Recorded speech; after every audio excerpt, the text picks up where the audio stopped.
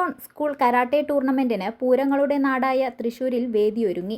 Thangalur Devamatha international സ്കൂളിൽ നടന്ന central zone Shotokan karate tournament വിദ്യാർത്ഥികളുടെ മിന്നുന്ന പ്രകടനങ്ങൾക്ക് സാക്ഷ്യം വഹിച്ചു. 7 മുതൽ 16 വയസ്സുവരെയുള്ള വിദ്യാർത്ഥികളാണ് മത്സരത്തിൽ പങ്കെടുത്തത്. കരാട്ടെ പ്രകടനങ്ങളുടെ ആരവം മുഴങ്ങി പ്രദേശമാകെ. തൃശൂർ, പാലക്കാട്, മലപ്പുറം, കോഴിക്കോട് എന്നീ ജില്ലകളിൽ നിന്നുള്ള 41ഓളം സ്കൂളുകളിൽ നിന്നുള്ള കുട്ടികളാണ് ടൂർണമെന്റിൽ പങ്കെടുത്തത്.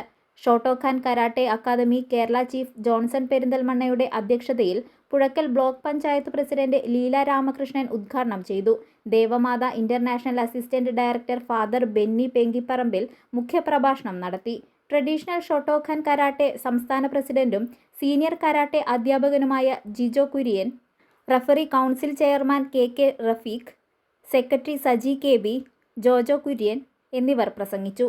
കരാട്ടെ അധ്യാപകന്മാരായ ഷമീർ ബാബു, PM സലീം, ഷാജു ഷൊർണൂർ, ശക്തിമേൽ V Attappadi, Sajeevan Vadakara, Banerjee TM, Rasheed KM, Sherif PM, Anoop Sebastian, Shweta M എന്നിവർ നേതൃത്വം നൽകി.